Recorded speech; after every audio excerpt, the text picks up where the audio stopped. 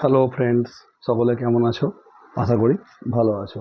সকলকে arts with BD চ্যানেলে স্বাগত এবং শারদীয়ার শুভেচ্ছা, ভালোবাসা, অভিনন্দন জানাই, বড়দের প্রণাম জানাই।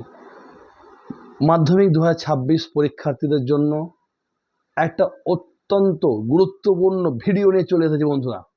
কারণ মাধ্যমিক 2026 বাংলা পরীক্ষায় কোন কোন রচনাগুলো আসতে পারে তার উপর বেস করে কয়েকটা নির্বাচিত রচনা আমি আমার এই ভিডিওর মাধ্যমে উপস্থাপন করব, যাতে তোমাদের কাজে লাগে।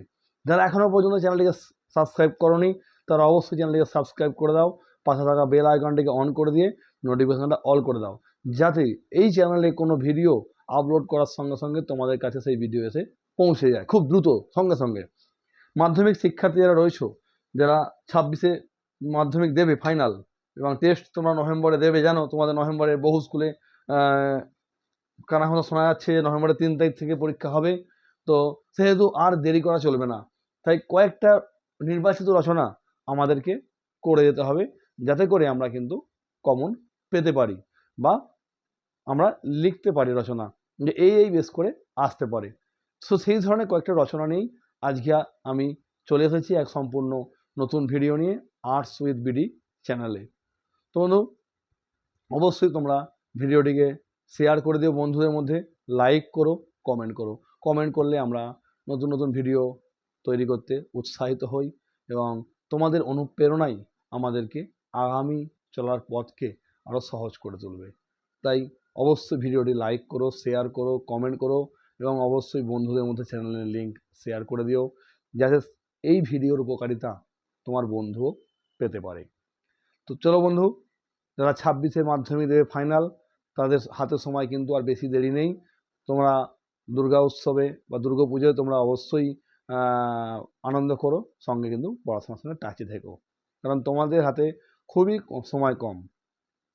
তাই বলবো, একটু একটু করে পড়াশোনা তোমরা চালিয়ে যাও, একেবারেই বন্ধ করো না। এই কয়েকটা দিনে একটু একটু করে চালিয়ে যাও, তাতে তোমাদের কি হবে, তোমাদের একটা কন্টিনিউ ধারা সেটা বজায় থাকবে। তো কোন কোন প্রশ্ন বা কোন কোন রচনা, কোন 6টা বা 8টা রচনা আমি যদি করে যাই, যেগুলো টেস্টে বা আগামী দিন ফেব্রুয়ারি মাসের ফাইনালে আসতে পারে মাধ্যমিক বাংলায় প্রশ্নপত্রে, তো সেই কোন 8টা বা 6টা রচনা আমি দেখে যাব যেগুলো আসতে পারে, সেই 6টা বা 8টা নিয়েই আজকের এই সংক্ষিপ্ত ভিডিও। সঙ্গে থেকো, স্কিপ করো না, স্কিপ করলে মিস করে যাবে। মাঝখানে মাঝখানে যে কি পয়েন্টস বা কিছু কথা বলবো তোমাদের উপকারের জন্য, সেটা তোমার মিস করে যাবে। তাই বলবো, প্রথম থেকে লাস্ট পর্যন্ত ধৈর্য সহকারে ভিডিওটা দেখতে থাকো এবং পূর্ববর্তী যে কারক, সমাস, এই ধরনের যে ভিডিওগুলো আমি আমার চ্যানেলে আপলোড করেছি, তার লিঙ্ক আমি এই ভিডিও ডেসক্রিপশন বক্সের দিয়ে দেবো, তোমরা অবশ্যই সেখান থেকে দেখে নিতে পারবে। এবং যদি কারো কোনো মনে কোনো প্রশ্ন থেকে থাকে, তাহলে অবশ্যই কমেন্ট বক্সে আমাকে কমেন্ট করো, আমি সেই কমেন্টের তোমাদের উত্তর দেওয়ার চেষ্টায় থাকবো। কোনো সমস্যা হলে আমাকে জানিও, অবশ্যই সেই সমস্যার সমাধানের জন্য আমি রয়েছি।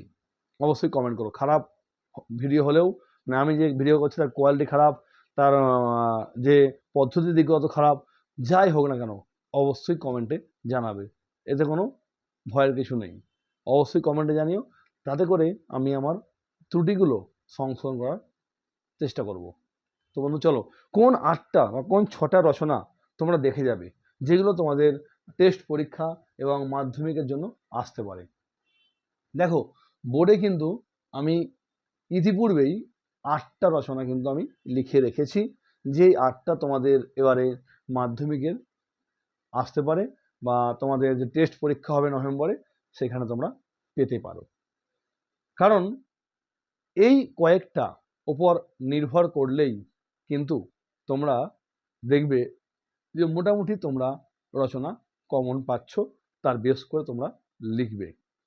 তো সেই কয়েকটা, এই 8টা বা এই 6টা দেখে যাও, ভালো করে দেখে যাও, ভালো করে তৈরি করে যাও। তোমরা জানো যে কি হয় না, একটা অন্তত বিজ্ঞান থেকে আসে, একটা সাম্প্রতিককালে ঘটনা থেকে আসে, একটা আত্মকথা এই ধরনের কিছু আসে, হ্যাঁ, একটা ওই মানে বিশ্ব উষ্ণায়ন বা এই ধরনের পৃথিবী সংক্রান্ত কিছু একটা আসে, আর মানে নিজস্ব জীবন সম্পর্কে একটা এই ধরনের কিছু আসে। তো সেই হিসেবেই আমি, দেখো, আমি 8টা রচনাকে আমি বোর্ডে নির্বাচন করেছি, যে 8টা এবারে পরীক্ষায় আসতে পারে। মানে 4টে তোমাদের দেবে, একটা তোমাদের লিখতে হবে, জানো তোমরা 10 নাম্বারের থাকে, এবং মিনিমাম 400 ওয়ার্ডের মধ্যে লিখতে হয়। 400 ওয়ার্ডের বেশি হলেও চলবে, কম হলেও চলবে। তার মানে কম নয়, মানে কম হলেও চলবে মানে এই নয় যে তুমি 300 ওয়ার্ডে লিখে দেবে, এরকম কিন্তু নয়। তাদের 380, 85 ঠিক আছে। 400-র ওপরে 430, 40, 50 বা 30, 40 ঠিক আছে। তো মানে এত বড়ও লিখবো না, না আমি 500 ওয়ার্ডের লিখবো, না আমি 600 ওয়ার্ডের লিখবো, না আমি 300 ওয়ার্ডের লিখবো। মোটামুটি কম বেশি 400 ওয়ার্ডের মধ্যে আমাকে রচনাটা কম্প্যাক্ট অ্যান্সার একটা দিতে হবে পরীক্ষায়। তো এই 8টা যদি রচনা তোমরা দেখে যাও, আশা করি এই 8টার মধ্যে তোমরা তোমাদের পছন্দ মতো হয়তো কমন পেতে পারো। পাবেই আমি বলছি না, পেতে পারো, আসতে পারে, কারণ ট্রেন্ড হিসাবে আমি এই 8টাকে নির্বাচন করেছি। এবার তোমরা এর বাইরেও দেখা যেতে পারো, আর অবশ্যই আমি বলবো বাইরে রচনা 2-1টা দেখে যাওয়া অবশ্যই দরকার আছে, দেখে যাওয়া উচিত মনে করি। শুধু যে সাজেশন ভিত্তিক আমি করে যাব তা কিন্তু নয়, হয়তো গিয়ে দেখলে এই 8টার মধ্যে রচনা পড়েই নেই, তখন তুমি কি করবে? তখন তুমি হাত পা কামড়াবে, ইস আমি এটা দেখতে যাচ্ছিলাম, দেখলাম না, আমাকে অমুক জায়গায় বলেছে যে এই 8টা আসতে পারে না। এরকম 8টার মধ্যে 4টে আসবেই, আমি এরকমও বলবো না যে এটা আসবেই, আমি কোনো গ্যারান্টি দেবো না। আমি শুধু এটা বলতে পারি যে আসতে পারে। এবং তোমার যদি মনে হয় যে তুমি আরও কয়েকটা এক্সট্রা রচনা তুমি দেখে যাবে, তুমি নিশ্চিন্ত মনে দেখে যাও। আমি বলবো দেখে যাও, দেখে যাওয়াটা উচিত, কারণ কখনোই একটা বা দুটোর উপর নির্ভর করে পরীক্ষায় যাওয়া উচিত নয়। কোনটা আসবে না আসবে সেটা একমাত্র পরীক্ষকই জানেন, আমিও জানি না, তোমরাও জানো না, বা যেখানে পড়তে যাও বা স্কুলের টিচার যারা তারাও জানো না। এবার মোটামুটি একটা অনুমান ভিত্তিক আমরা একটা কি করি, অনুমান ভিত্তিক আমরা কয়েকটা রচনা আমরা নির্বাচন করে দিই। এবার দেখা গেছে যে মোটামুটি বছরে প্রত্যেক বছর একটা করে কমন চলে আসে। তো সেই বেস করে, সেই অনুমানের উপর নির্ভর করে আমি 26-এর যে মাধ্যমিক পরীক্ষা হবে তার জন্য আমি এই 8টা রচনাকে আমি নির্বাচন করেছি। তোমরা বোর্ডটা একটু ভালো করে দেখে নাও, তারপর আমি মুখেও ওই 8টা রচনার আমি যে হেডলাইন, সেই আমি হেডলাইনগুলোও বলে দেব। আশা করি এই 8টার মধ্যে একটা আসতে পারে। দেখো, প্রথমে আমি দেখেছি বিশ্ব উষ্ণায়ন বা গ্লোবাল ওয়ার্মিং। তোমরা জানো যে বিশ্ব উষ্ণায়ন কি, ভূগোলে পড়েছো, তোমরা ভৌত বিজ্ঞানে পড়েছো মাধ্যমিক যারা স্টুডেন্ট রয়েছো, বিশ্ব উষ্ণায়ন কি। 9রাও কিন্তু এটা দেখে যাবো, অবশ্যই 9দেরও দেখে যাওয়ার প্রয়োজন রয়েছে বিশ্ব উষ্ণায়ন, 10রা তো অবশ্যই দেখবে। নেক্সট আমি রেখেছি বাংলার উৎসব, খুব গুরুত্বপূর্ণ রচনাটা। বিশ্ব উষ্ণায়ন যেন খুব গুরুত্বপূর্ণ, ঠিক তেমনি বাংলার উৎসব রচনাটাও সমানভাবে গুরুত্বপূর্ণ, তাই এটাও কিন্তু তোমরা দেখে যাবে। পরে রেখেছি আমি বিজ্ঞান ও কুসংস্কার। জানো তোমরা যে বিজ্ঞান থেকে একটা প্রশ্ন বা রচনা একটা দেয় প্রতিবারই, হয় প্রাত্যহিক জীবনে বিজ্ঞান, বা তোমরা বলবে বিজ্ঞান মনস্কতা, আধুনিক জীবনে বিজ্ঞান, বিভিন্নভাবে দিয়ে থাকে বিজ্ঞান সম্পর্কে। তো সেই হিসাবে আমি বিজ্ঞান সম্পর্কে একটা রচনা আমি দিয়েছি, যে বিজ্ঞান ও কুসংস্কার এই সংক্রান্তে। নেক্সট আমি দিয়েছি তোমার জীবনের লক্ষ্য, মানে তুমি আগামী দিন জীবনে কি হতে চাও তার একটা নির্দিষ্ট বিষয়ের উপর রচনা। তোমার জীবনের লক্ষ্য, কেউ টিচার, কেউ ডাক্তার, হ্যাঁ, কেউ পাইলট, কেউ ইঞ্জিনিয়ার। এই যে লক্ষ্যটা, তুমি কিভাবে সেটা সাকসেস মণ্ডিত করবে, কোন কোন পথ অবলম্বন করবে, সেগুলো গুছিয়ে লিখতে হবে। নেক্সট আমি রেখেছি যুদ্ধ নয় শান্তি চাই।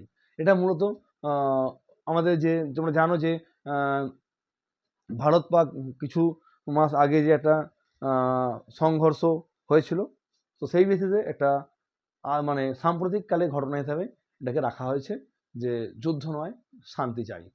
এটা পুরোপুরি যে ওইটা ঘটনা লিখতে হবে তা কিন্তু নয়, মানে কাশ্মীরের পাহেলগামে যে ঘটনাটা ওটা যে পুরোপুরি লিখতে হবে সেটা কিন্তু মোটেই নয়। মানে আমরা কি, যুদ্ধের পরিপন্থী, আমরা শান্তির মানে বার্তা বহনকারী, শান্তি চাই, এটাকে লিখতে হবে গুছিয়ে। এবং তার মধ্যে 2-1টা মানে বিচ্ছিন্ন যে ঘটনা রয়েছে সেগুলো আমাদের ইনক্লুড করতে হবে, মানে উদাহরণস্বরূপ। তার মানে কি, আমাদের মূল লক্ষ্য হচ্ছে এখানে আমরা শান্তির যে বার্তা বহনকারী ভারতবর্ষ সেটা আমাদেরকে প্রকাশ্যে আনতে হবে বা লিখতে হবে। নেক্সট আমি এই ছাত্র জীবনে খেলাধুলার ভূমিকা অত্যন্ত গুরুত্বপূর্ণ, কারণ হচ্ছে দিন দিন আমাদের শৈশব জীবনে খেলাধুলার ভূমিকা কিন্তু কমে আসছে। কি বললাম, দিন দিন আমাদের শৈশব জীবনে বা ছাত্র জীবনে খেলাধুলার ভূমিকা কমে আসছে, কারণ হচ্ছে আমরা পুরোপুরি ফোকাস করছি কিসে, আমরা পুরোপুরি গেম, মানে ফোনের যে গেম, অনলাইন গেম, আমরা তার মধ্যেই চলে যাচ্ছি। আমরা মাঠে নেমে আউটডোর গেম, ক্রিকেট, ফুটবল, হ্যাঁ, বিভিন্ন খেলাধুলা, ছোটাছুটি এ সংক্রান্ত শৈশব থেকে ক্রমশ হারিয়ে যাচ্ছে মোবাইলের ফাঁদে বা ইন্টারনেটের ফাঁদে। এখন ছাত্র জীবন, শৈশব জীবন সবটাই মোবাইলের মানে ডুবন্ত বা ডুবে গেছে বলা যায়। এই জন্যই আমাদের শৈশব জীবন থেকে বহু জিনিস ক্রমাগত হারিয়ে যেতে চলেছে। সেই হিসেবে ছাত্র জীবনে খেলাধুলা কেন ইম্পর্টেন্ট, কেন গুরুত্বপূর্ণ, তোমরা দেখেছো যে প্রাইমারি লেভেলেও কিন্তু ছাত্রদেরকে খেলাধুলার মধ্যে রাখার চেষ্টা করা হয়। কারণ খেলাধুলা কি করে, আমাদের যেমন চরিত্র গঠন করে, আমাদের মনস্তাত্ত্বিক দিক, মানসিক দিক স্ট্রং করে, সেই সঙ্গে আমাদের মনোযোগটাকে অনেক বেশি স্ট্রং করে তোলে। সেই পরিপ্রেক্ষিতে আমি এই ছাত্র জীবনে খেলাধুলার ভূমিকাটা আমি নির্বাচন করেছি, 8-এর মধ্যে আমি রেখেছি। নেক্সট আমি রেখেছি, দেখো অবলিক দিয়ে আমি 3টে রেখেছি, একটা নদী, একটি বটগাছ, একটি রাস্তার আত্মকথা। তোমরা জানো আত্মকথা সম্পর্কিত একটা রচনা পরীক্ষায় দিয়ে থাকে, মানে বহুবারই এরকম দেখা গেছে মাধ্যমিক প্রশ্নে যে আত্মকথা সম্পর্কিত রচনা, মানে একটা নদী দিতে পারে, একটা বটগাছ দিতে পারে, একটা রাস্তা দিতে পারে, এই হিসেবে আত্মকথা। আত্মকথা মানে কি, নিজের কথা। তার মানে নদীর নিজের কথা তোমাকে লিখতে হবে। এবং তুমি আগে এই যে আত্মকথা, এই আত্মকথা রচনা লেখার ক্ষেত্রে তুমি নিজেকে কি করবে না, তুমি নিজেকে আগে ওই জায়গায় বসাবে, মানে নদীর জায়গায় বা বটগাছের জায়গায় বা রাস্তার জায়গায়। আগে কি ছিল, বর্তমানে কি তার পরিবর্তন হয়েছে, সেগুলো একটু গুছিয়ে লিখতে হবে। ওকে, 4 ওয়ার্ডের মধ্যে লিখতে হবে, খুব সহজ আত্মকথা লেখা। আমি ওই জন্যই বললাম যে নিজেকে আগে ওই জায়গাতে বসাবে, যে হ্যাঁ আমি একটা নদী। কি পরিবর্তন হয়েছে, আগে কি ছিল, এখন কি হয়েছে। এখানে কি হয়, অবশ্যই ভূমিকা লিখতে হয় রচনায়, এবং লাস্টে তোমরা জানো অবশ্যই উপসংহার লিখতে হয় বা মূল্যায়ন লিখতে হয়, এবং মাঝে বিভিন্ন ভাগে পয়েন্টে ভাগ করে আমাকে রচনার যে হেডিংটা বা পয়েন্ট, তার উপরে বেস করে কয়েকটা পয়েন্ট করে আমাকে লিখতে হয়। আর একদম লাস্টে আমি নির্বাচন করেছি একটা রচনা, দেখো তোমরা বইমেলা বা বইমেলার গুরুত্ব। কারণ বইমেলার গুরুত্ব কিন্তু ক্রমশ আমাদের জীবন থেকে কমে আসছে।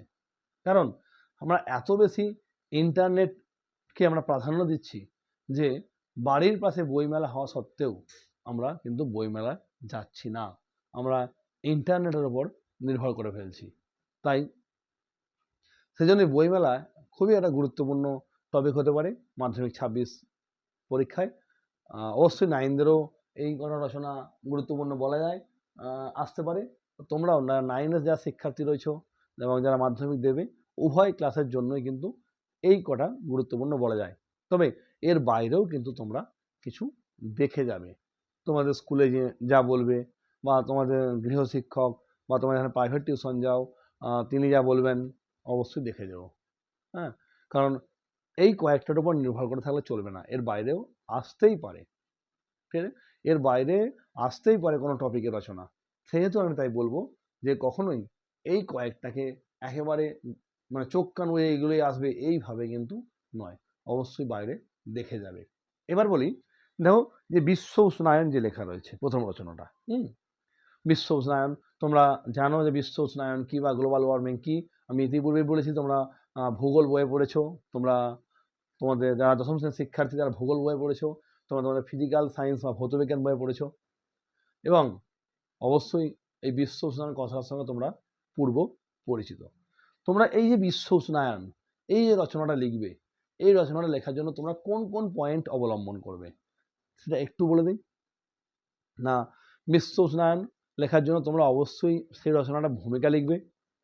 নেক্সট কি লিখবে পয়েন্ট, বিশ্ব উষ্ণায়ন কি, মানে কি জিনিসটা সেটা তোমায় লিখতে হবে। নেক্সট হচ্ছে বিশ্ব উষ্ণায়নের কারণ, নেক্সট হচ্ছে তার ফলাফল পয়েন্ট করবে, নেক্সট কি পয়েন্ট করবে, সতর্কতা মূলক ব্যবস্থা। ঠিক আছে, নেক্সট কি পয়েন্ট করবে না এর খারাপ দিক বা এর কি খারাপ দিক আমাদের পড়ছে বা ফলাফল যেটা বললাম ওর মধ্যে তোমরা লিখে যেতে পারো। অবশ্যই সতর্কতা লিখবে। সম্মেলন কয়েকটা হয়েছে বিশ্ব উষ্ণায়ন নিয়ে, কয়েকটা সম্মেলনের নাম দেবে, সাল দেবে, সেখানে কি পদক্ষেপ নেওয়া হয়েছে বা সেখানে কি ব্যবস্থা গ্রহণ করা হয়েছে অবশ্যই সেখানে কিন্তু উল্লেখ করবে। যেমন 1992 সালে রিও ডি জেনিরো সম্মেলনে তোমরা উল্লেখ করবে, তোমরা কিয়েটো সম্মেলনে উল্লেখ করবে, কোপেনহেগেন সম্মেলনে উল্লেখ করবে, এই ধরনের 2-3টে সম্মেলন উল্লেখ করবে, সাল দেবে, সেখানে কি ব্যবস্থা নেওয়া হয়েছিল লিখবে। আর আগে তো বলেছি বিশ্ব উষ্ণায়ন কী ভূমিকা লিখবে, বিশ্ব উষ্ণায়ন কী লিখবে, কারণ লিখবে, ফলাফল লিখবে, ইত্যাদি ইত্যাদি দিয়ে লাস্টে তোমরা উপসংহার লিখবে। দেখবে এই কটা লিখলে কিন্তু মোটামুটি 400 ওয়ার্ডের মধ্যে তোমাদের রচনাটা দাঁড়িয়ে যাবে। একবারে খুব বড় আমি লিখতে বারণ করবো যে 500 টপকে আছে এরকম নয়, মোটামুটি 410, 15, 20 মধ্যে যেন ঘোরাফেরা করে, বা 385 বা 90 বা 400 এর মধ্যে যেন রচনাটা হয়, সেদিকে তোমরা একটু লক্ষ্য রাখবে অবশ্যই। এবার নেক্সট যেটা রয়েছে বাংলার উৎসব। তোমরা জানো যে দুটো রচনা আমরা এরকমভাবে পাই, একটা যে বাংলার উৎসব, একটা বাংলার ঋতু বৈচিত্র্য। ঋতু বৈচিত্র্যটাও ইতিপূর্বে বহুবার পড়েছে, 2025-এ পড়েছে কিনা আমি এই মুহূর্তে এখনো পর্যন্ত দেখিনি। প্রশ্নটা দেখেছিলাম বহুদিন আগে পরীক্ষার পর, এখন এই মুহূর্তে মনে নেই, আমি দেখে একবার রেকটিফাই করে দেবো পরে। যদি না পড়ে থাকে তাহলে অবশ্যই কিন্তু বাংলার উৎসব বাংলার ঋতু বৈচিত্র্য দুটোর মধ্যে একটা আসতে পারে। কি বললাম, 25 সালে যদি না পড়ে থাকে বাংলার ঋতু বৈচিত্র্য, তাহলে 26 সালে কিন্তু বাংলার ঋতু বৈচিত্র্য আসতে পারে, নতুবা বাংলার উৎসব আসতে পারে। এর বাংলার উৎসবটা তোমরা কীভাবে লিখবে, কোন কোন পয়েন্ট তোমরা অবলম্বন করবে না, যেমন বললাম প্রথমে তোমরা ভূমিকা লিখবে, বাংলার উৎসব সম্পর্কিত ভূমিকা লেখার পর হচ্ছে দেখবে যে এই যে বাংলার উৎসব, এই উৎসবগুলোর আবার কটি ভাগ রয়েছে। কী রকম ভাগ হতে পারে না, সামাজিক ভাগ, রাজনৈতিক ভাগ, দেশাত্মবোধক উৎসব, ইত্যাদি ইত্যাদি, জাতীয় উৎসব, এরকম কয়েকটা পয়েন্টে ভাগ করবে, ধর্মীয় উৎসব, এরকম পয়েন্টে ভাগ করবে, ভাগ করে লিখবে। যেমন সামাজিক উৎসব তোমরা এর মধ্যে কী লিখতে পারো না, বিবাহ, অন্নপ্রাশন, এই ধরনের উৎসবগুলো লিখতে পারো। আচ্ছা, তোমরা এতে কি লিখতে পারো, ধর্মীয় উৎসবে না ইসলাম ধর্মের জন্য ঈদ, মোহরম, এগুলো, খ্রিস্টানদের জন্য গুড ফ্রাইডে, বড়দিন, এগুলো, হিন্দুদের জন্য দুর্গা উৎসব, হোলি, কেউ বা আমাদের বিভিন্ন যে দেওয়ালি রয়েছে সেটা লিখতে পারে, ইত্যাদি ইত্যাদি। ঠিক আছে, বিভিন্ন ধর্মের, বৌদ্ধ, জৈন, সমস্ত কিছু মানে ধর্মীয় উৎসবের মধ্যে। নেক্সট তোমরা পয়েন্ট করবে যে কি বলবো, সামাজিক গেল, ধর্মীয় গেল, তোমরা যদি করো জাতীয় উৎসব, মানে আমাদের জাতীয় বলতে যেগুলো মূলত আমাদের মানে বিভিন্ন যারা আমাদের মহান পুরুষরা ছিলেন তাদের জন্মদিন, মৃত্যুদিন পালনটাকে আমরা জাতীয় উৎসবের মধ্যে ফেলতে পারি। যেমন মহাত্মা গান্ধীর, তারপর হচ্ছে সুভাষচন্দ্র বসুর, রবীন্দ্রনাথ ঠাকুরের, ইত্যাদি, ওনাদের অনেকেই রয়েছে তোমরা জানো, সেইগুলো আমাদের জাতীয় উৎসবের মধ্যে ফেলতে পারো। ঠিক আছে, আচ্ছা, এছাড়াও আরও বিভিন্ন উৎসব রয়েছে তোমরা জানো, সেই উৎসবগুলোকে তোমরা লিখবে। বিভিন্ন ঋতুতে যে উৎসবগুলো হয়, মানে শীতকালে কি হয়, গ্রীষ্মকালে কি হয়, বিভিন্ন ঋতুতে যে উৎসবগুলো হয় তোমরা সেইগুলোও কিন্তু এখানে লিখবে। লাস্টে কিন্তু অবশ্যই তোমরা উপসংহার লিখবে।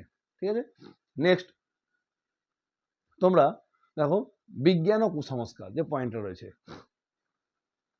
এইগুলো কোন মানে যে হেডিংটা রয়েছে, এই রচনাটা তোমরা কীভাবে লিখতে পারো বা কোন কোন পয়েন্ট তোমরা অবলম্বন করতে পারো। আমি একেবারে বলবো, প্রথমে ভূমিকা তো তোমরা লিখছই, নেক্সট তোমরা লিখবে বিজ্ঞান কি, তারপর লিখবে কুসংস্কার কি। নেক্সট হচ্ছে বিজ্ঞান ও কুসংস্কার, এই উভয়ের মধ্যে তোমার মানে কিভাবে বিজ্ঞান কুসংস্কারকে অবদমন করতে চাইছে, বা মানুষের মনকে কিভাবে বিজ্ঞান কুসংস্কার মুক্ত করতে চাইছে সেটা, বা কুসংস্কার যে বিভিন্ন রয়েছে আমাদের, সেগুলো বিজ্ঞান কীভাবে প্রমাণ করছে এবং মানুষকে সেই কুসংস্কার থেকে বাঁচিয়ে তুলছে বা টেনে তুলছে, সেইগুলো তোমাকে বিভিন্ন উদাহরণ সহযোগে লিখতে হবে এবং অবশ্যই উপসংহার দিতেই হবে। নেক্সট যেটা আছে তোমার জীবনের লক্ষ্য। হ্যাঁ, তোমার জীবন মানে কি, আমার জীবন, মানে যারা শিক্ষার্থী রয়েছে তোমার জীবনের লক্ষ্য এখানে লিখতে বলা হয়েছে। অবশ্যই ভূমিকা লিখবে এবং নেক্সট হচ্ছে তোমার জীবনের লক্ষ্য কী সেটা লিখতে হবে। নেক্সট হচ্ছে নির্বাচন, মানে কেন তুমি তোমার জীবনের লক্ষ্য হিসাবে ওটাকে নির্বাচন করেছো। নেক্সট হচ্ছে পদ্ধতি, পয়েন্ট করবে তোমরা কোন কোন পদ্ধতি অবলম্বন করে তোমার ওই যে জীবনের যে লক্ষ্যটা তুমি লিখেছো সেই লক্ষ্যটা কোন কোন পদ্ধতি অবলম্বন করে তুমি পথটা পেতে পারো সেটা লিখতে হবে। এবং যদি পারো ফলাফল লিখতে পয়েন্টে একটা পয়েন্ট করে লিখে দেবে। আর অবশ্যই উপসংহার। এটা তো বললাম একটু আগে, ছাত্রজনের খেলাধুলাটাও বলেছি। আচ্ছা, একটি নদীর আত্মকথা বা বটগাছ, রাস্তার আত্মকথা, যে কোনো একটা আসতে পারে। একটি নদী অথবা একটি বটগাছ অথবা একটি রাস্তার আত্মকথা। এই আত্মকথা লেখা কিন্তু অত্যন্ত সোজা। কেন বলছি না, আচ্ছা অবশ্যই কি করবে না, তুমি নিজেকে ওই জায়গায় বসাবে, নদীর জায়গায়। আমি বলছিলাম, যেমন ধরো আমি গঙ্গা নদীর আত্মকথা লিখবো, ওখানে তো বলে দেবে না পার্টিকুলার কোনো নদী, হয়তো তুমি ঠিক করেছো যে তুমি গঙ্গা নদীর আত্মকথা লিখবে। তো এই গঙ্গা নদীর আত্মকথা লিখতে গেলে তুমি কি কি মেনলি পয়েন্ট অবলম্বন করবে সেটা একটু বলি। সেটা হচ্ছে, প্রথমেই তোমাকে কি করতে হবে না, প্রথমেই তোমাকে লিখতে হবে হচ্ছে যে ভূমিকা। হ্যাঁ, মানে ওই যে একটি বটগাছ বা একটি নদী বা একটি রাস্তার আত্মকথা যখন লিখছো, আমি নদী দিয়ে উদাহরণটা বোঝাচ্ছি তোমাদেরকে। প্রথমেই তোমরা লিখবে হচ্ছে কি, ভূমিকা। ভূমিকা লেখার পর কি করবে না, নেক্সট হচ্ছে যে তুমি যে নদীর আত্মকথা লিখছো, কোন নদীর আত্মকথা সেটা তোমাকে কিন্তু অবশ্যই রচনায় উল্লেখ করতে হবে। আমি এখানে বলছি আমি গঙ্গা নদীর আত্মকথা আমি নির্বাচন করছি।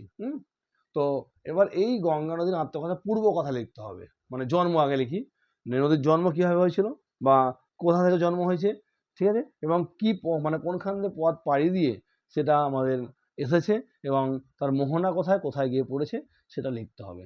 তারপর হচ্ছে পূর্ব কিছু কথা লিখতে হবে। পূর্ব কথা মানে হচ্ছে পূর্বরূপ, মানে বর্তমান রূপ তো পরে আসছি, পূর্বরূপ কিছু লিখতে হবে, মানে মানে পিছিয়ে ফেলে আসা দিনগুলোয় গঙ্গার অবস্থান কেমন ছিল, তার রূপ কেমন ছিল, তার প্রাকৃতিক সৌন্দর্য কেমন ছিল, ঠিক আছে, বা বিভিন্ন উন্নত কোনো পরিকাঠামো হয়েছে কিনা, ছিল কিনা, সেগুলো লিখতে হবে।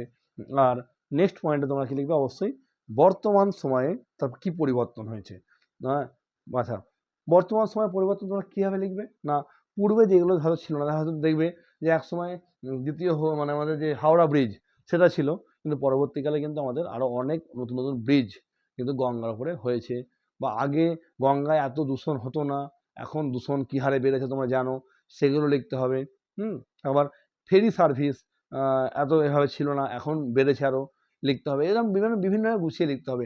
মানে তারপর হচ্ছে হয়তো লিখতে পারো যে আগে তো আমার এই জলের মধ্যে অনেক, মানে আমার জল মানে হচ্ছে গঙ্গার জলের মধ্যে অনেক মাছ পাওয়া যেত, বিভিন্ন মাছেরা আসতো, সামুদ্রিক মাছেরাও আসতো, কিন্তু অত্যধিক দূষণের জন্য, দুপারে কলকারখানা, নোংরা জলের জন্য কি হচ্ছে না, দূষণের মাত্রা এত বেড়ে গেছে যে সামুদ্রিক মাছেরা গঙ্গার মধ্যে প্রবেশ করছে না।